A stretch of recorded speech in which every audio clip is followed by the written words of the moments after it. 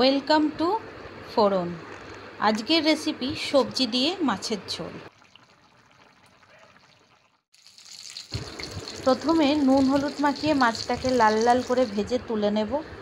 বানানোর জন্য একটা মশলা তৈরি করে নেব। এখানে আছে টমেটো, কাঁচা লঙ্কা, আদা আর থানকুনি পাতা, এটা বেটে নেব। কিছু সবজি কেটে নেওয়া হয়েছে, এখানে আছে আলু, কেটে রাখা পটল, ঢ্যাঁড়স এবং বেগুন।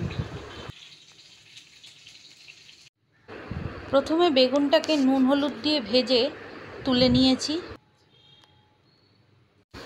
বেগুনটা তুলে নেওয়ার পরে ওই তেলে আলু পটল দিয়ে দিলাম। পটলটা ভাজা হওয়ার জন্য পরিমাণ মতো নুন দিয়ে দিলাম।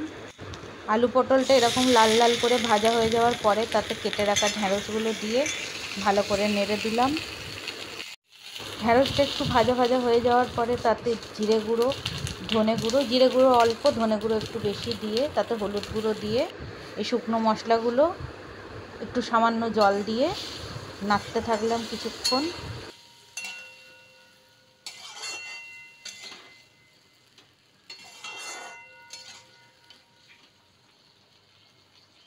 খানিকক্ষণ নাড়াচাড়া করে তারপর ঢাকা দিয়ে 3 থেকে 4 মিনিট হতে দেবো।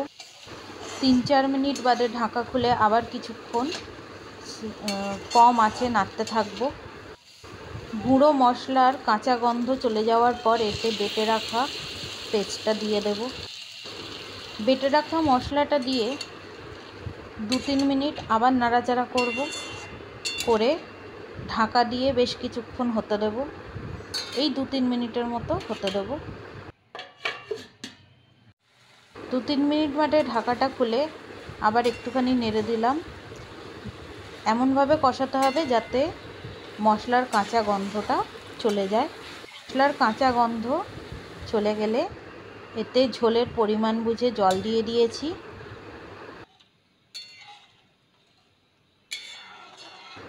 পরিমাণ মতো জল দেওয়ার পরে 1 ফুট হওয়ার জন্য আবার আমি এখানে ঢাকা দিয়ে দিলাম।